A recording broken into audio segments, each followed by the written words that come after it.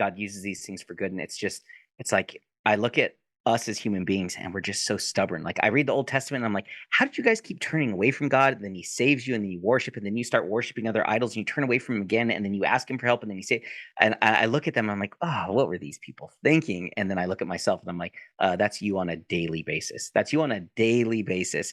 And it's like, I think about the trust fall. Like, when you do that team exercise where it's like you have a person standing behind you and you have to fall back and trust that they're going to catch you. And it's like, that's our relationship with God. He's like, I got you, fall back. But we've all done it where it's like we look at the person behind us and we're like, I don't know if that person's going to catch me. Like, I'll trust that person, but this person. And we reach this point where we start falling and we all know that point where we could still catch ourselves and we start falling back and we put our foot back and we catch ourselves and we're like, oh, sorry, I was so scared. It's like we got to go past that point of where it's like we can't put our foot back and it's like, okay, I'm falling. They either catch me or they don't catch me, but it's like that kind of faith. The thing is, God has caught us every single time. It's crazy that we would look behind us and say, okay, God's got me, the creator of the universe, omniscient, omnipotent, omnipresent. He's all places at one time. He's all powerful. He's all knowing. He knows the future, the past, the present. He knows everything. He has foreknowledge of everything that will happen. And he's also predestined you. The creator of the universe, who spoke the universe into existence, who created the concept of eating food and digestion and gravity and cells, like that same creator has predestined you. He knew every single choice you would make before the day you were born, and he planned a life around that for you to prosper, for you to have a hope Who and a future. open up? And that word Who open prosper in up? Hebrew, Who oh, open up? Who open? there we go.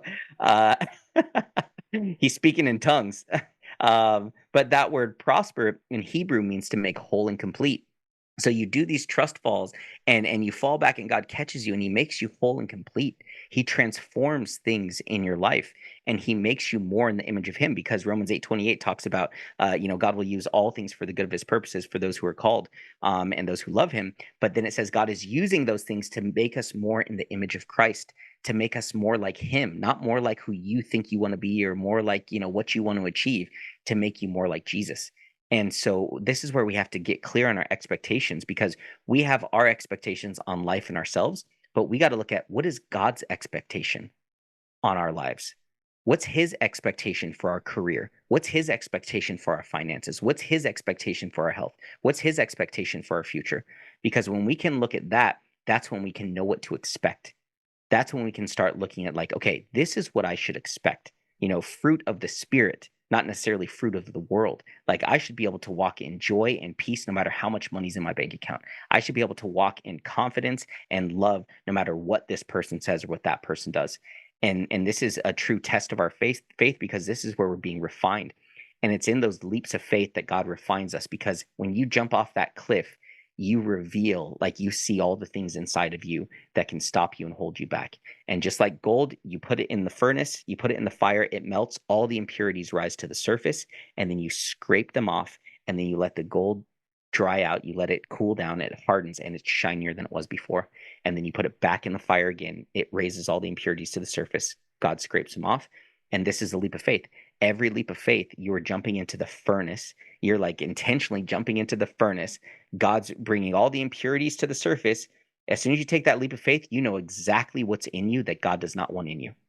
You know exactly what is in you, the fear, the doubt, the control, the judgment, all of these things. And he's going to remove those things from you.